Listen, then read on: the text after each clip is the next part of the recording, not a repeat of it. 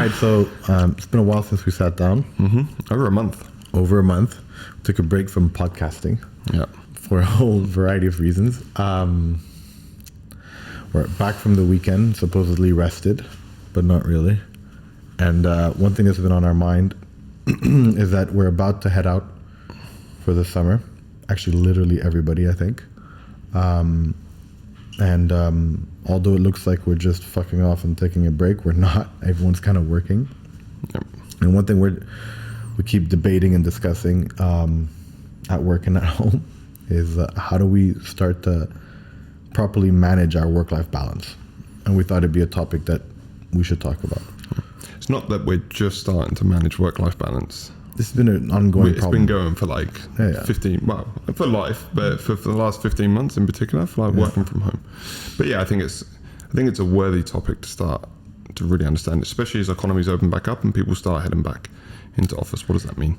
Yeah, there's so many new kind of realities of how we're living, right? There's this whole remote work from home. There's like, what are the impacts of technology, phones, etc. At the timing of that was perfect. My phone just vibrated and it was like a distraction. Yeah, I see you took off your watch for the podcast. Yes. I appreciate it. Thank you. I'll see me doing this every 2 seconds. But yeah, jokes aside, like the reality is, I mean, I had a conversation about it yesterday with my wife, with Nadia, and she was saying, okay, we're going to Canada now for 2 months. We all know the reality of what's going to happen. You're basically just going to work, but at even crazier hours. So when are you going to take a break, right? So I think it's worth having that conversation. And the good thing about people like us is when we say things publicly, somehow it puts a bit of pressure for us to kind of change things. So let's talk about kind of work-life balance in general. How do you manage work-life balance? I don't. I genuinely don't. I think it stems from one like core issue that I have, which is I don't disassociate or distinguish between personal and professional. I just don't. I've never been able to do it, and I used to, back 5 years ago, 10 years ago, the whole hustle culture was like, hustle. What was it called? Hustle porn? Or what was it called? I don't know. It's Gary Vee. Like I remember him talking about the hustle. Like I don't know what it was. It's still a thing, right? But we talk about it less. Anyway, so like I felt like I came out of that era, and my whole life has been about overperforming and accomplishing and identifying as that person. I am the hardest worker. That is who I am. And so my core issue of work-life balance stems from that identity, right? And that identity is something that was glorified for so long, when in reality it's counterproductive to anybody, personally and professionally. And so I guess knowing that is step one, but there are also so many things that have changed. Like in our new reality, the last couple of years, like we run our own company, which also comes with its own responsibilities, and there is a weight to it too, right? Like, and I think most kind of business owners have or can relate to that weight, which is, everybody is dependent on you. If you fuck up, it's not just you. It's not just you. It's not just your wife or your family. It's all of your colleagues. Yeah, exactly. Like, there's a whole responsibility there, and their families.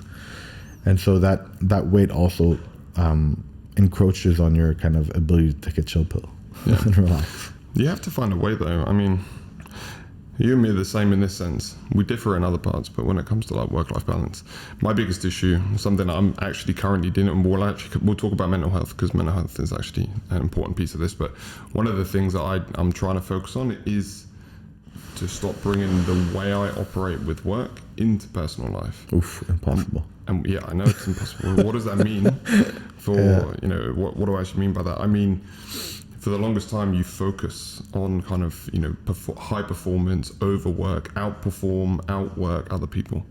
But then what I start to do, and what I've been doing for a long time, is I bring in my structure, my process, my planning, the way that I operate at work, the way I speak at work, into personal life. I start to compartmentalize everything in my day-to-day. And ultimately that then leads me down a path of I'm going to just work. And the reason that is And the reason all that is because it's impossible to break the cord. Why is it impossible today? Exactly. And I think this is like such an interesting like discussion. Technology and the advancements in, I would say, personal devices and the implementation of technology into our personal lives, I think has fucked everything up. I think initially, and the intent was probably correct. I think efficiency, optimization, things like that are, light years away from where we were. Writing letters to people and 100%. sending faxes and stuff. Yeah. So I think generally, yes, there was leaps and bounds of improvement and innovation and things like that. But the second it introduced itself to our personal lives through personal devices, so phones and wearables and stuff like that, I think that was the beginning of the end of work-life balance, right? And I think, when you leave the office, you never really leave the office. The office is in your pocket. Normally when you used to leave an office, you left your desk, you left, your communication with your business world at work. You closed the door to your office and you were done, right? That's impossible now. I'd never worked in that environment. Think about it in our career, our age. Did we ever really have that? Maybe in the early days, but not really. Yeah, not really. Not really, right? If you think about it, like there was either, because it started with encroachment on your work late, so... Yeah, BlackBerry's fucked everything, man. Yeah. Like emails was everything, right? So I think the main issue that we have today as a society, and I think especially in the industry that we're in, is that there is an expectation now. It's not even like if you respond at a specific hour, it is well perceived. If you are reachable at any time, day or night, weekday or weekend, it is a superpower, right? It is, yeah. It's still, no matter what anyone says, like if I respond to somebody, after hours, whatever that means today, that is a huge competitive advantage to anybody else in the game, right? So I agree. It's still super perceived as like... I agree. It does, and it's a good edge to have, but I'd argue for many, and speaking for like every single employee or anyone that has to work for someone that has to kind of deal with that and have that expectation comes at a cost over a longer period of time for individuals. So if the measurement of success is, this guy's a hero because he's responding at 2 a.m., well, that's like you're contributing to kind of the downfall. It's a downfall over a period of time. But I think fundamentally, technology has a huge responsibility in kind of the bad work-life balance. I mean, there was an article, I have to find it, that was saying, one of the biggest causes of death and bad health is overworking. In 2020. In 2020. Big year 2020 on this. Exactly. And so, overworking is killing people. Yeah, I mean... Right, and that makes sense. When you just think about it, of course, there's anxiety, stress, which lead to any kind of diseases, right? It's the leading correlated. To any disease, right? Yeah. To any... anyways, so it's incredible that people are not making those correlations. Now, what's changed now, this whole work from home thing. Now, let's talk about work from home. I mean... in the initial months of work from home because of COVID, I think productivity took a slip, but it wasn't about work from home. It was about insecurity. It was about fear. It was people being distracted by what's going on in their communities, how scary the world was. And then when people readjusted and work from home kind of stabilized and people were able to kind of get back to focusing, on the things that matter and moving forward, productivity improved. And why is that? Is because people are just at their desk all day, all night. They are home. Their office is in their home. Yeah. Right? Like I'm lucky enough to have a closed office in my house, but for most people, they don't. It's like in their dining room, in their living room, in their kitchen. I was about to say we have two very different setups, right? Right. 100%. And it's so work from home is terrible for your personal life, terrible for your health, right? Especially during COVID, we were forced into it, we were rushed into it. Nobody's adapted. The lifestyle didn't adapt. So people just until now, I would say, just work all day, all night. Yeah, I think this is an interesting point because the idea of working from home, it's like there's a romantic idea. You think back pre-COVID, there's a romantic idea of being able to work from home. Why do you work from home? Oh, I need to focus, switch away from meetings, stop with the distractions. And I think you talk about the work, like working from home or work-life balance. I think work from home and work from office is a balance in itself. So we here we've kind of, we come in one day a week, so Sunday, as you can see now, we come into the office one day a week, and then it's kind of mandatory that we try to do that, where we kind of set up the week, and then the rest of it is that remote work. But having that flexibility is really, really important, because you're right, the notion of working from home, being able to switch off, like when do you actually switch off? You don't. Like there is no off button. So you compound that with the technology aspect of notifications, be it Slack, Zoom, email. I mean, WhatsApp's another conversation on how do you even separate out, personal conversation to business conversation. So we add all this together, and then the work from home piece, you never switch away from your desk. That's a major problem, like mental health problem that we're going to start. Well, we are seeing surely today. I mean, throughout society, we feel ourselves, and we're a tiny team. Yeah.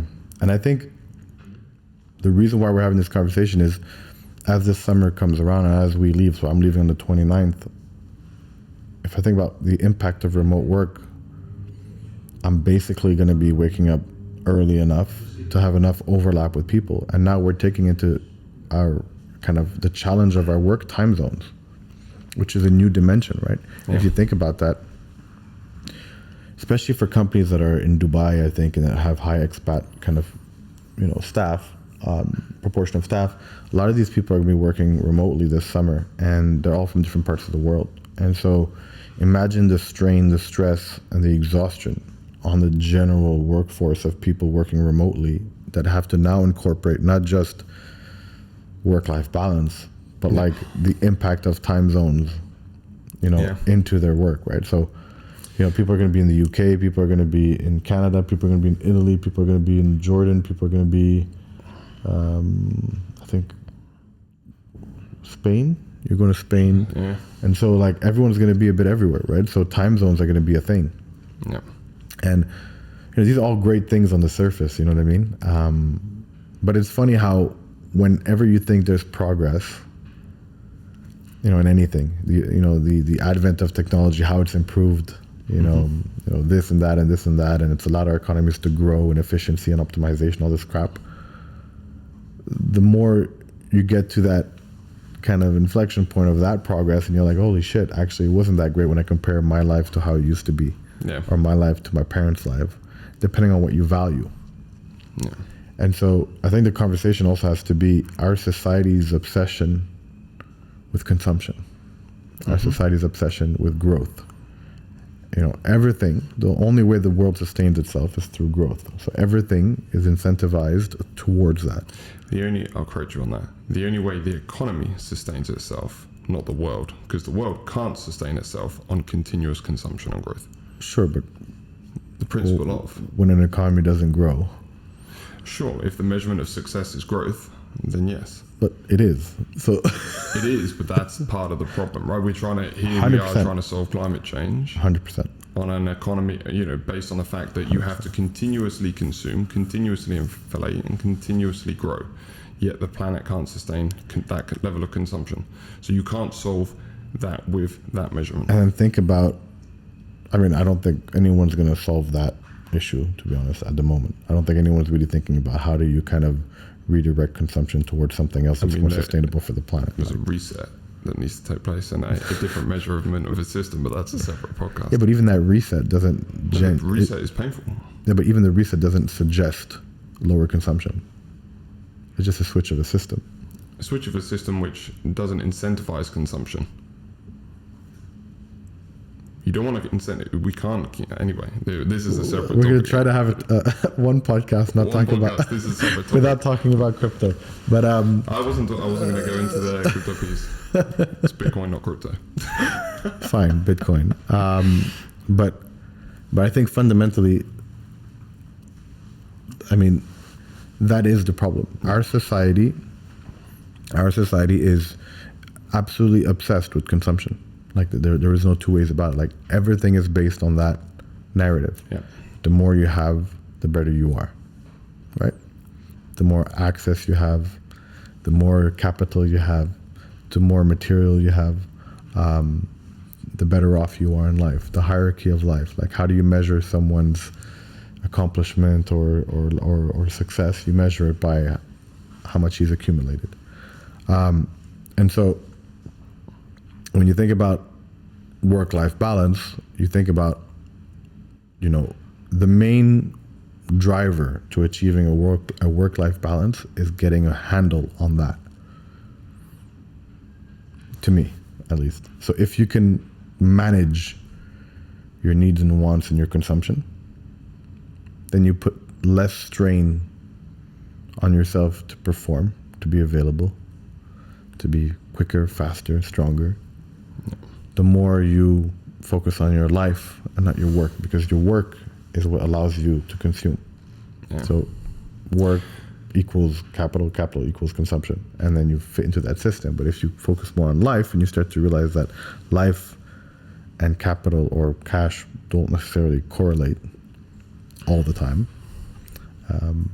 then that's how you really achieve it. But if you, I do think we think about this. We think about it the same way, but also slightly differently. The measurement of, we talk about capital and growth, and kind of that's like that measurement of success. When you're in work, you're producing, you're out working. But in reality, the most finite asset that every human has is time, right? Yet we measure our success via our kind of inputs to get the output of kind of like that growth from a work perspective. But actually, I think there are some people are getting it right where they measure that success in life based on the way they allocate their time, which is more into the things that they kind of want to do. And not everything costs money, right?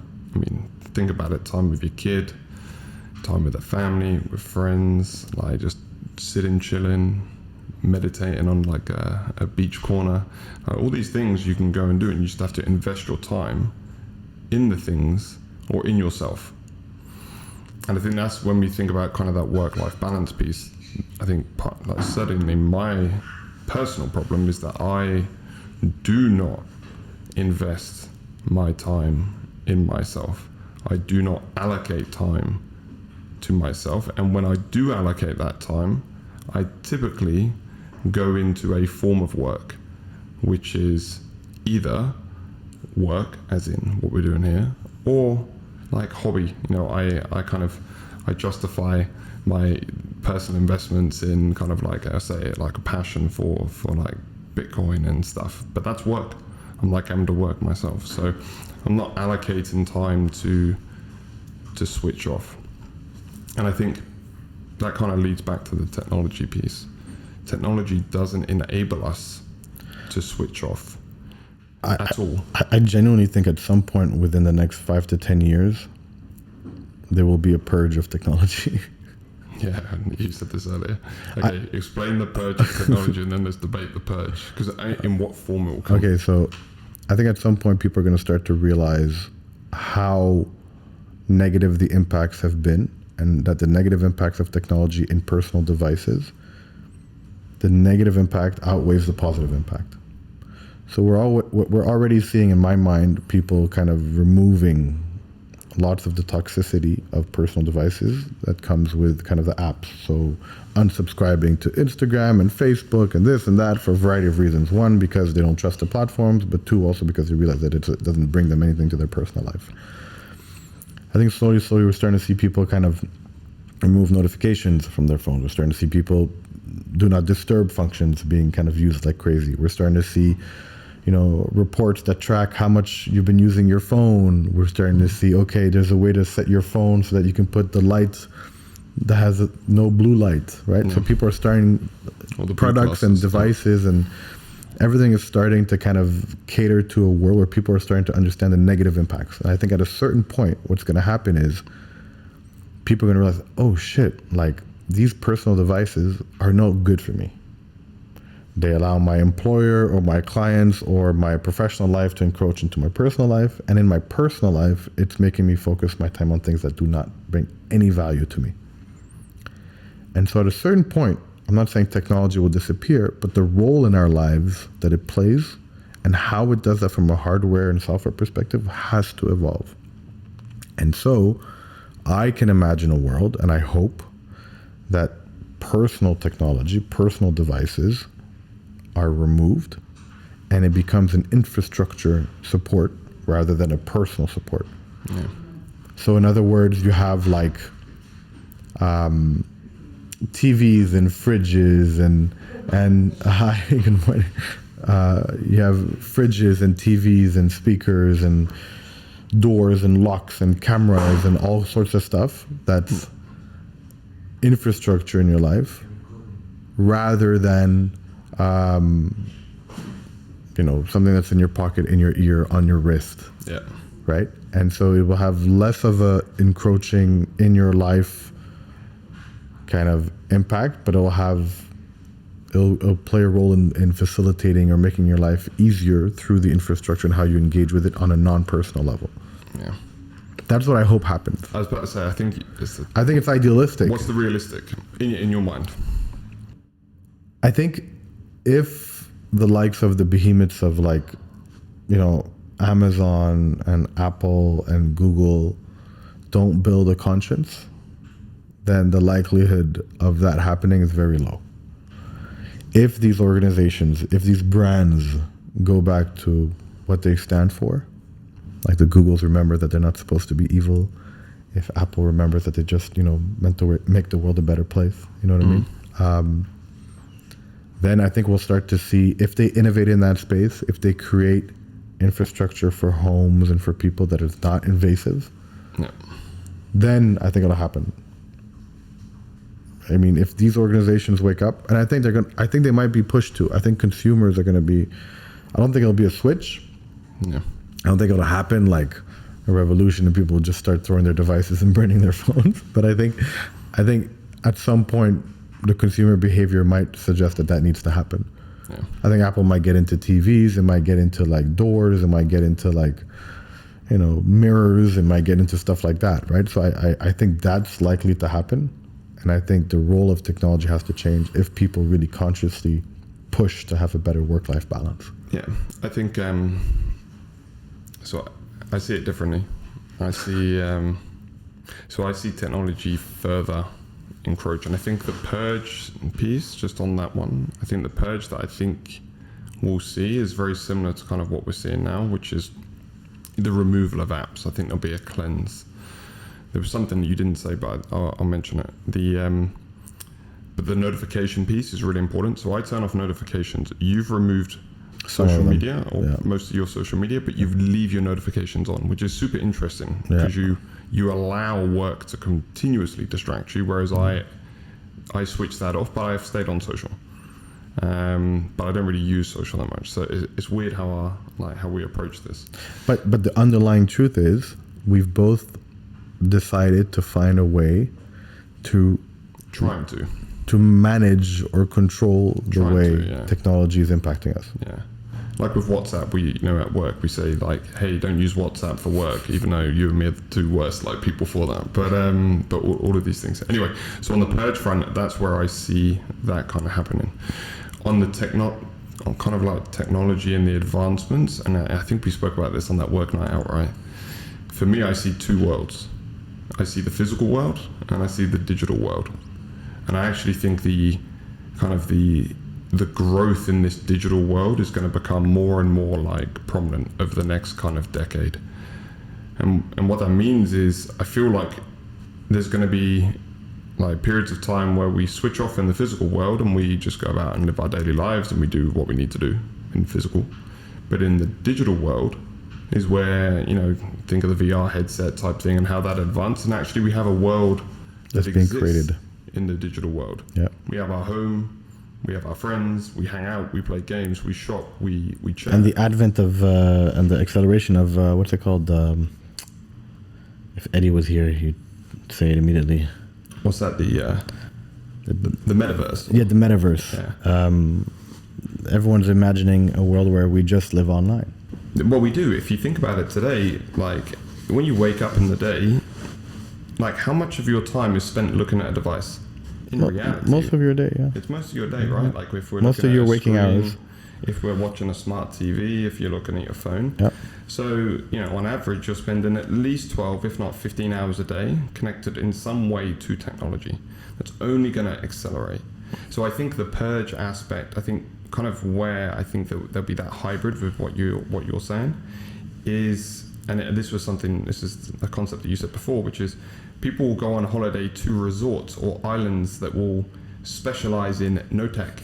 It will be a back to kind of like the hippie era, and you would literally you'd book a detox, and it would be a tech detox for 2 weeks.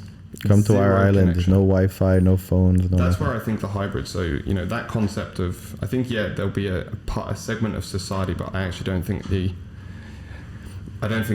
employers and the way that the world operates will allow too much of a purge. But I do think I can see a world where there's resorts that are the purge of holiday.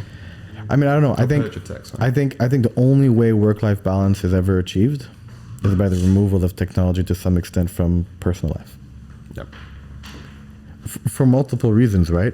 Yeah. It's the technology itself encroaching in your personal time. The emails, the WhatsApp, the Slacks, the this, the that, the notifications, all this crap. These things like flying off. Right. I think that's a big piece, but I think the other piece is that technology has also made us obsess over more and consumption and accelerated our need to perform and to accumulate. And so it's like it's hitting us on two sides. It's hitting us on, you don't have your personal time, you don't have any kind of like, you can't escape from work, but at the same time, when you're not working on that device, it's also making you want more and need more and see more. Of course, right? But that's the behavioral mechanism of notification. I mean, that was the whole tech hack. Exactly. And so for me, work-life balance, you can see a shaman and do some yoga and speak to a therapist and do all these things, but they are just tiny pieces of 100%. It's very hard to rely on these types of things to really make an impact, a real impact on your work-life balance, right? Yeah, so that's true.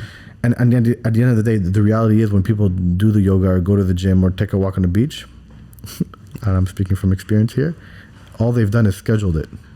They're not living more. I mean, this is really interesting. Right? It's just another chore. Yeah. I'm not living more just because I've scheduled a dinner with my homies once a month. Like, I'm not living more. No. Right? I'm not living. I'm scheduling everything. So with Gabby, as Gabby, my wife, like, to do stuff, I'm literally like, put it in my calendar. Yeah. So she books my life. And it's but that's not living. But that's not living, right? It's just you've fine. It's the positive is you've ensured that during that time you're actually not doing the things that you want to get away from, so working or whatever, right? But that's not the solution. The solution is not finding a way to schedule it for it to work. It's by innately wanting to do that all the time, being able to spontaneously read your mind and say, oh shit, my mind's overworked, I need to fucking chill. Yeah. Right? And the idea that we keep convincing ourselves is that if I do this regularly, if I book my 3 p.m. or my 7 p.m. every second week or whatever, then that time is always going to be good for my brain. But your brain isn't like a machine. Like, we treat it like a machine. Even think about the what was the latest update that even WhatsApp have done? Like accelerated voice notes. You can like 1.5, 2x speed, right? This is crazy. This is like, okay, I must be able to consume more. It's like too slow. Like, says the guy who sends me podcasts and tells me to listen at 1.5x. Yeah, but that's the only way to do it, right? To fit it into your busy schedule, dude. No, but that's the point, right? Yeah. But that's the point. Like, technology created 1.5x for what? For more consumption. Exactly. Technology created notifications to pull you back in. Technology, like, people are going to wake up one day and realize that no matter what, technology does not bring overall good to your life unless you have a way to control it. And so as long as it's in your life as a personal device, man, there is no outcome of any personal device being good for you. There isn't. Like, it can't be. But I mean... but that's what I'm saying. A purge has to happen. You could argue that it's like the ability to progress and like learn more and develop more. So I think that doesn't come from personal devices. No, but it does, because you're consuming the information on these personal devices. So I do think that it adds value in that sense. I think the point that you're making is if we as humans cannot separate from a personal device and live, then we have and let me just say this. I think that the world that I'm talking about a purge of personal devices and personal technology, to me, is highly unlikely. I think it's like less than 5% chance. I think the metaverse, fucking VR, payments, like crypto, I think all that is like got way more likelihood of happening, unfortunately. But it just freaks the shit out of me. And the conclusion for the topic that we're talking about is that work-life balance will never happen so long as two things remain constant, and two, it's consumption and the need of our economies and our societies to continue consuming.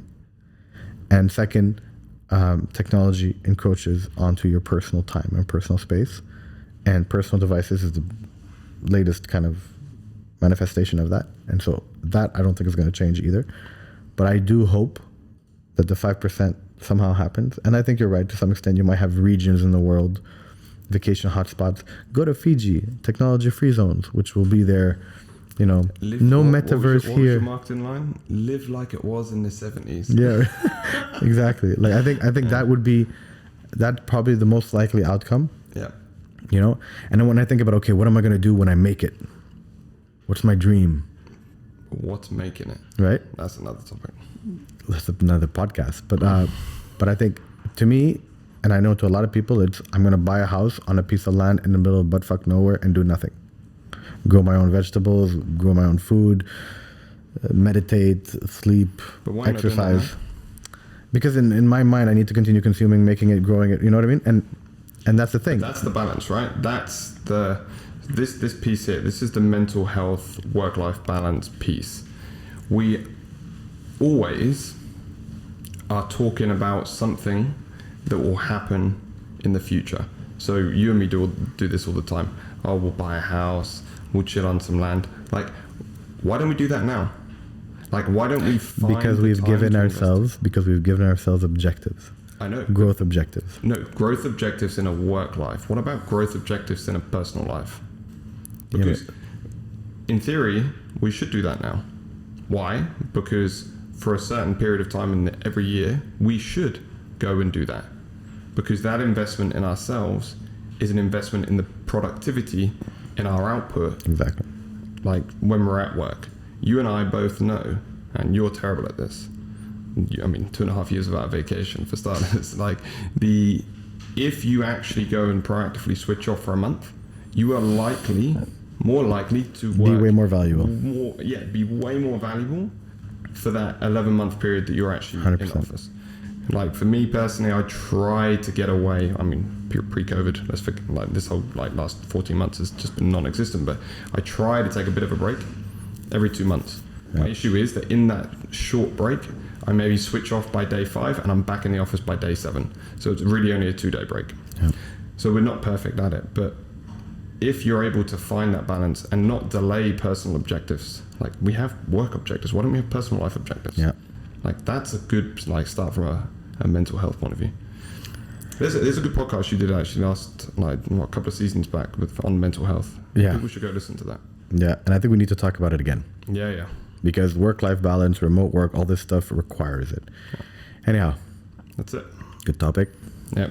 We're gonna have to do better at this over the summer. We're gonna have to throw back and say, what did we do to change?